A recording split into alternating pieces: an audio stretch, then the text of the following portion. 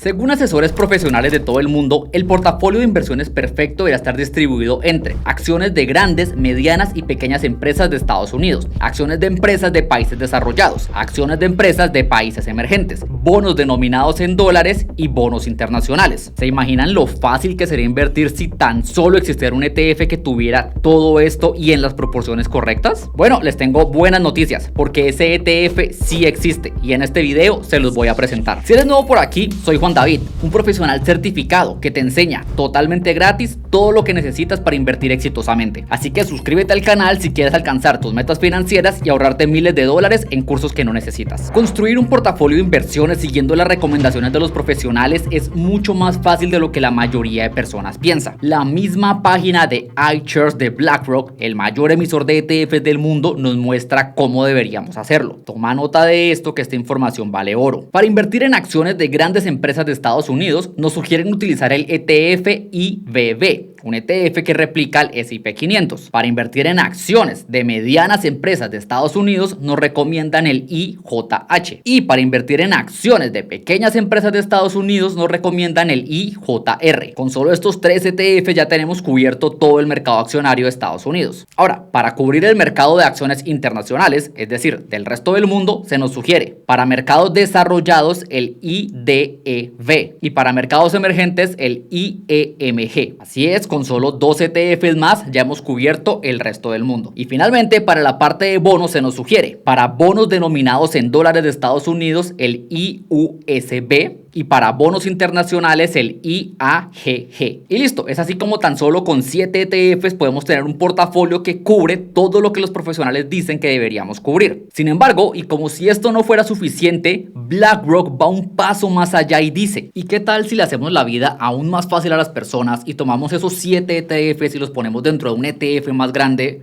haciendo así como un ETF de ETFs? Y eso fue justo lo que hicieron. Crearon los ETFs llamados All-in-One ETF, que en español sería ETFs todo en uno. Estos ETFs todo en uno son literalmente ETFs de ETFs. Pues cuando vamos a su página oficial y revisamos la lista de holdings, es decir, la lista de todos los activos que están dentro de ellos, vemos que literalmente tienen los 7 ETFs que veíamos hace unos minutos. Si has estado atento al video, tal vez hayas notado que al momento de hablar de los ETFs todo en uno, lo he hecho en plural. Y esto es porque existen 4 de estos ETFs todo en uno, o ETFs de ETFs, como también me gusta llamarlos. Sin embargo, y esto es importante, a pesar de que existan 4 de ellos, tú como inversionista debes elegir solamente uno. Solo uno de ellos es el indicado para ti. Te explico por qué. Como he explicado en varias de las clases gratis que doy los domingos, cuando estamos construyendo un portafolio de inversiones, no solo debemos considerar qué activos incluimos en él, sino también en qué proporción los incluimos. Si bien hasta ahora ya hemos visto todos los activos que los profesionales consideran deberíamos tener en un portafolio de inversiones,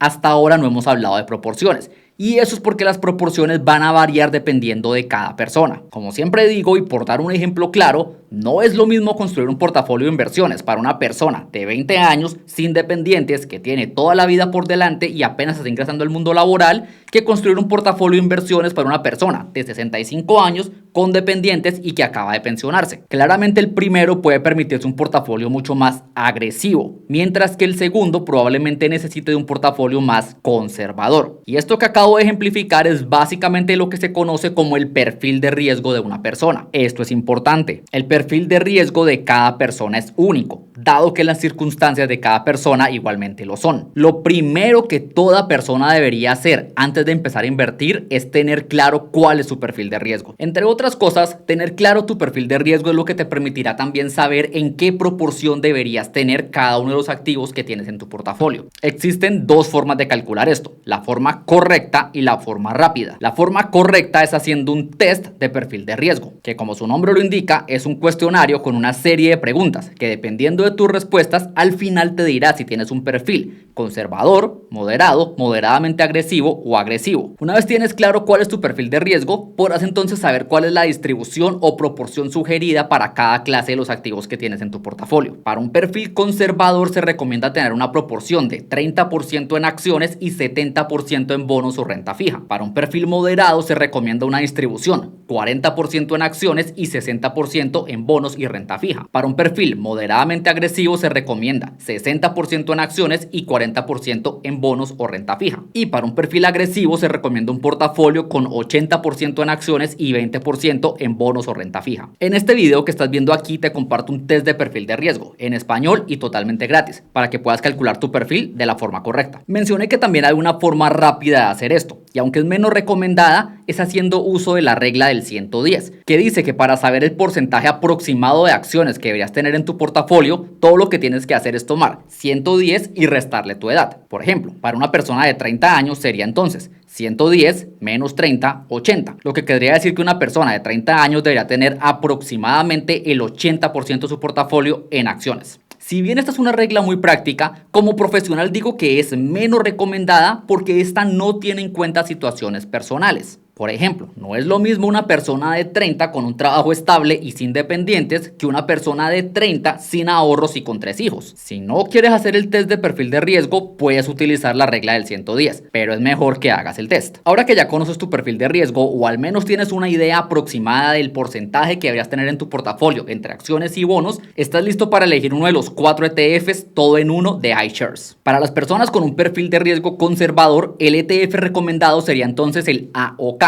que tiene una distribución 70-30. Para un perfil de riesgo moderado, el ETF recomendado sería entonces el AOM, que tiene una distribución 40-60. Para un perfil de riesgo moderadamente agresivo, el ETF sería entonces el AOR, que tiene una distribución 60-40. Y para un perfil agresivo, entonces sería el ETF AOA, que tiene una distribución 80-20. Si bien estos ETFs deberían estar disponibles en la mayoría de plataformas de inversión, por si necesitas, en la descripción del video te dejo un link a cada uno de estos ETFs en la plataforma de inversiones que yo más utilizo. Sin embargo, y antes de que salgas a invertir como loco en uno de ellos, algunas aclaraciones importantes y una desventaja que debes conocer de este tipo de ETFs. La primera, y como ya dije antes, la idea de estos ETFs es que elijas solamente uno de ellos. No hay ningún beneficio en tener varios de ellos en tu portafolio. Esto además de mostrar un error de concepto de tu parte. La segunda, y que me preguntan mucho, sí, estos ETFs pueden utilizarse como un core o núcleo dentro de un portafolio core satellites. De hecho, justamente por eso tienen la palabra core en su nombre. Si no sabes qué es un portafolio tipo core satellite, te recomiendo ver este video. La tercera, y como sé que probablemente lo ibas a hacer, no revises el desempeño de estos ETFs en Google. Hazlo directamente en la página oficial. La razón de esto es que Google siempre muestra el crecimiento en el precio de las acciones y ETFs sin tener en cuenta los dividendos que estos reparten. Por eso, por lo que por ejemplo, si yo busco el ETF AOK, que es el ETF todo en uno para perfiles conservadores,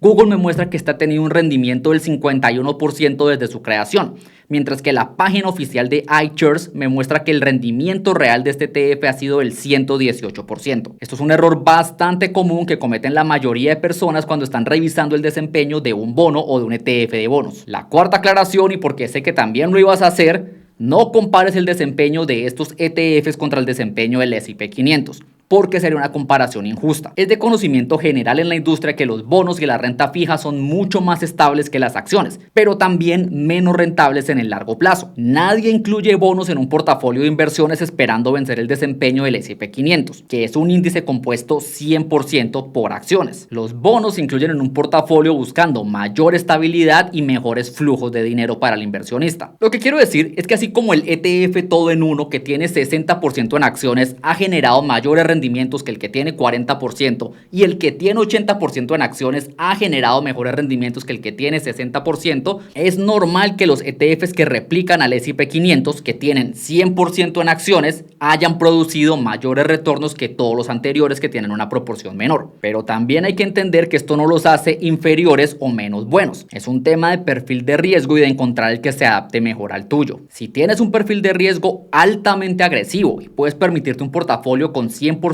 en acciones, entonces adelante. Tal vez un ETF que replica el S&P 500 es lo que estás buscando. Ahora, sobre la desventaja de este tipo de ETFs todo en uno, la única desventaja real, que en realidad no es ni tan mala, pero que considero importante mencionarla, es que tienen un costo de administración un poco más elevado. Estos ETFs todo en uno tienen actualmente un costo de administración del 0.15% anual, un costo que BlackRock anunció subirá a 0.20% a partir del 30 de noviembre del 2026. Si nosotros nosotros manualmente construyéramos nuestro portafolio con los 7 ETFs que veíamos al comienzo del video, nuestro costo de administración ponderado quedaría entre el 0.04% y el 0.06%. Es decir, que utilizar los ETFs todo en uno nos costaría al año entre 0.11% y 0.16% adicional respecto a construir nuestro portafolio manualmente. Sin embargo, y como dije antes, esto no me parece del todo malo. Realmente 0.16% adicionales al año son tan solo $16 por cada $10,000 invertidos. Personalmente, y como yo lo veo, poder pagarle a BlackRock, el mayor emisor de ETFs del mundo, tan solo $16 al año por cada 10,000 invertidos para que administren mi portafolio y estén pendientes de revisarlo y rebalancearlo, me parece un excelente negocio. Una muestra más de que no se necesita ser un experto para invertir exitosamente. Aunque claro, si quieres ahorrarte este dinero y rebalancear tu portafolio manualmente, es importante que sepas hacerlo bien. Para lo cual te recomiendo este video titulado Cómo y cuándo rebalancear tu portafolio como un experto. También te dejo aquí nuevamente el video donde te regalo el test de perfil de riesgo y te muestro cómo usarlo para calcular el tuyo. Te espero en cualquiera de ellos.